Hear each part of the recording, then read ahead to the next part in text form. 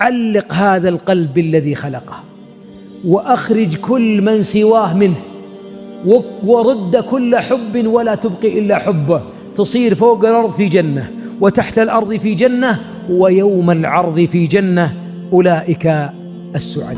كيف يعرف العبد أن الله أحبه؟ أولاً أن يحميك الله من فتن الدنيا. ترى الدنيا باركة في قلوبنا يا أخوان، نحبها وهذا قضاء وقدر. تحبون المال حبا جما، ويقول الله بعد أن أقفل في سورة العاديات قال والعاديات ضبحا فالموريات قدحا فالمغيرات صبحا فأثرن به نقعا فوسطن به جمعا. هذه 5 أقسام. جواب القسم إن الإنسان لربه لكنود جحود وإنه على ذلك لشهيد وإنه لحب الخير لشديد. الخير هو المال، الدنيا، ولذلك حبنا لها يعمينا ويصمينا ويجعلنا نخلص لها ونعادي فيها ونحب فيها. لكن من علامات حب الله لك أن يجعل الدنيا في يدك، فلا تفتنك امرأة. ما تلاحظون بعض الناس ما انفتن مع الناس بالصور ولا باليوتيوب ولا بالسفريات المحرمة ولا بالحرام، يرى الربا أمامه والحرام أمامه ويكتبون اسمه في الانتداب وخارج الدوام وينزل اسمه أنا ما رحت انتداب، وخارج دوام أنا ما داومت في خارج الدوام حتى تعطوني. يا ابن الحلال انفع نفسك 20,000 خلصها خلها تمشي. لا يا حبيبي، ولا ريال حرام، أنا أحب الله أكثر من الدنيا، الله صارفني عنها. هذا من علامات حب الله أن يصرفك عن الفتن كلها. الثاني أن يبتليك.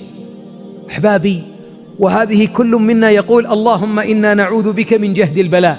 من علامات حب الله أن يبتليك في نفسك أو ولدك أم مالك أو يعاديك من كان حولك. ولذلك في الحديث إذا أحب الله عبدا أصاب منه ابتلاه، ولا يزال البلاء بأحدكم حتى يمشي على الأرض وليس عليه خطيئة. الله أكبر. ولذلك أهل البلاء هم الأنبياء. قال الله فاصبر كما صبر أولو العزم من الرسل. وأخبر الحبيب عندما أتاه أصحابه يسألونه أن يدعو لهم قال إنكم قوم تستعجلون. كان من كان قبلكم يؤتى به فينشر ما بين لحمه وعظمه. ابتلاءات. وليقترى اللي ينشر هذا مفرقه من أحباب الله، من أولياء الله، من عباده، ممن يحبهم، لكن لهم منازل في الجنة لا يصلونها إلا بالصبر على البلاء. ولذلك أحبهم. ولذلك عندما نجى الله أيوب من الابتلاء قال إنا وجدناه صابرا نعم العبد. نعم العبد. 18 سنة قيح وأبنائه يموتون وزوجاته ولا تبقى إلا زوجة وتبيع شعرها وتخدم في البيوت. فلما رأى كل الأبواب كرهه الناس، قذره الناس، احتقروا زوجته، باعت ضفائرها، رفع العين وهو على الأرض والقيح يتفجر قال رب إني مسني الضر وأنت أرحم الراحمين فاستجبنا له. اركض برجلك. هذا مغتسل بارد وشراب. إذن البلاء من علامات حب الله. أيضا أن ينشر الله لك القبول في الأرض. وإياك أن تعادي عبدا أحبه الله فنشر القبول له، تجي عادة ناطحه ولا تناكفه وإلا أنك تعاديه أو تكذب عليه أو تحاول إسقاطه. أقبح عباد الله فوق الأرض من يريدون أن يرفعوا حب الله لعبد، يبون يرفعون حب الله من الأرض. والله يا أخي مغفلين. الله إذا أحب عبدا نادى جبريل إني أحب فلانا فأحبه، ثم ينادى في السماء ثم يوضع في الأرض اللهم يا رب أنزل حبك لنا في السماء والأرض واجعلنا من أوليائك وأصفيائك وأعذنا من البلاء وجهده يا رب العالمين، وأدخلنا الجنة بلا حساب ولا سابق عذاب يا أكرم الأكرمين، أنت أكرم مسؤول. إذن القبول في الأرض من علامات حب الله جل وعلا العبد. ومن علاماتها أن يرزقك الله حسن الخلق والرفق. من علامات الله يحبك. ترى الحليم منا الله يحب هذه الخصلة منه. في حديث أشج بن عبد قيس: إن فيك لخصلتين يحبهما الله. يا رب لا تحرمنا فضلك، وجملنا بالأخلاق كما جملت خلقنا، فجمل أخلاقنا. من علامات حب الله أن يهديك للخلق الحسن، أن يهديك لطلاقة الوجه، أن يهديك لبذل نفسك للناس، أن يهديك للصبر على الأذى، أن يهديك للكرم، أن يهديك لصلة الرحم، أن يهديك لإكساب المعدوم. ولذلك الحبيب قبل أن يكون نبيا هيأه الله وصنعه ربي على عينه، فجعله من أحسن بل أحسن الخلق خلقا. فلما أتى من غار حراء قال: زملوني. انظر الزوجة الصالحة: كلا، أبشر، والله لا يخزيك الله، إنك لتصل الرحم، إنك لتكسب المعدوم، إنك لتعين على نوائب الدهر، إنك لتقري الضيف. معنى ذلك أن الله اصطفاك بهذه الرسالة لأن أخلاقك أخلاق العظماء، بل هو خير الورى بأبيه وأمه. فمن علامات حب الله أن يرزقك حسن الخلق. اسألوا الله. كان الحبيب ماذا يقول؟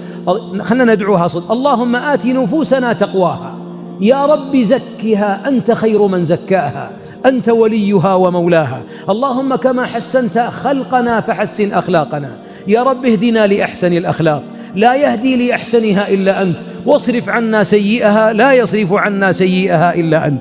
فإن الله إذا شاء بك خيرا جمل باطنك كما جمل ظاهرك. والله جميل، الله جميل ويحب الجمال، ومن أعظم الجمال جمال الخلق. ولذلك أحبابي خلقي وخلقك ما أقدر غيره ولا أقدر غيره، ومع أن الله لا يخلق إلا جمالا، والله لا يخلق الشر المحض، وفي كل زاوية في الكون جمال. يمكن ترى الشين في عينك زين في عيني أنا، ولكن في النهاية كله جميل. الله جميل يحب الجمال. ولذلك من جمال روحك أن تجمل أخلاقك. بعضنا ما يصلي الفجر ليه؟ يقول تعبان، سهران البارح في العمل، سهران في محاسب العمال، ويذكر أسبابا من الدنيا: أشغلني الأبناء، ليه ما تدرك تكبيرة الإحرام؟ الله يصلح قلوبهم، أشغلوني. وتجد أن بعضنا أعذاره في لقاء ربه سببها هذه التي حذر الله منها. ولذلك أيها الأحباب قال جمع من أهل العلم: إن الله أعلن لعباده أن حبه إذا خالطه حب شيء من الدنيا فضعف حبه، وعده أن يتربص، كأنه يقول: انتظر العقاب العاجل قبل الآجل. ولذلك كم سلطت علينا من الدنيا، بعضهم 20 سنة يجمع الريال، وفي لحظة في سوق الأسهم راحت كلها. ويبني المزارع أو المصانع واحترقت في ساعة. وأبناؤه عنده فقدهم واحدا تلو الآخر. صحته في أقوى، بدأ العد التنازلي، جمع الفلوس في 40 سنة وصرفها على صحته في 4 أشهر ومات مسكين. أما لو أن حب الله في قلبه وكل الدنيا يرغمها لطاعة من أحب. أحبابي أعطيكم مثال: لماذا نحن إذا أراد البعض منا يتصدق يذهب لفئة ريال و5 و10، مع أن الله معطيه 500 و150؟ هذا مثال. أتدري لما؟ لأن نخشى إن أعطينا 500 تذهب ولا تعود. لو أننا نحب الله أكثر من المال لفرحنا بالمتصدق، كما قال الإمام الشعبي وغيره: إذا طرق الفقير على بابه قال: مرحبا بمن يغسل ذنوبي. فرحانا بالضعيف، وأننا نمد البراطم ونلوي الرقبة أحيانا. وبعضنا أحبابي والله إن حب الله إذا دخل في القلب لا يبقي الإنسان عنده شيء. تنظر في حياة عائشة رضي الله عنها، حياة أمهات المؤمنين، حياة عبد الرحمن بن عوف، حياة عثمان. يا أحبابي ألا يحبون زوجاتهم، أموالهم، بيوتهم؟ بلى، ولكن حب الله أعظم، ولذلك أرخصوا كل شيء لله. هذا الفرق بيننا وبينهم، هو حب الله أعظم. ولذلك إذا تجد الإنسان يطيل الوقوف بين يدي الله، يجلس آخر الليل 1.5 ساعة وهو يبكي وينشج، تورمت قدمه، والله ما أنساه أقدامه وقد تورمت إلا حب الله. يناجيه متلذذ بين يديه.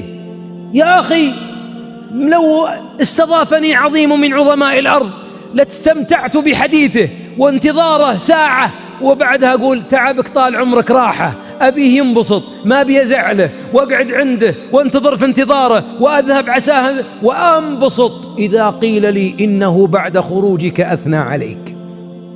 يبدأ أنبسط فرحان إنه يمدحني مع أنه مخلوق لو انحبست بولته في بطنه مات حصرا، ولو أنه ما شرب الماء مات ظمأ، وليبقى العظيم المناجي له يحبه.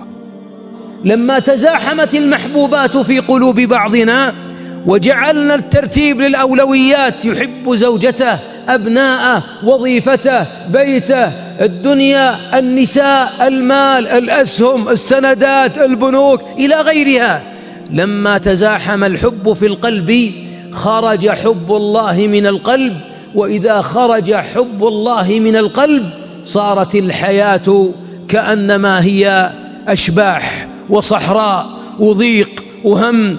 وكل من أحب مع الله غيره عذبه الله بذاك الحب. أي حب يزاحم حب الله يعذبك الله بهذا الحب.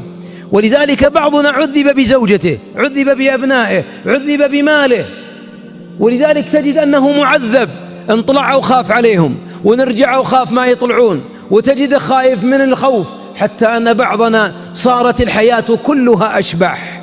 ولو أنه ذاق معين الحب حب الله، هذا الذي إذا ذاقه العبد والله لو قطعت أواصره في ذات الله إنه يتبسم.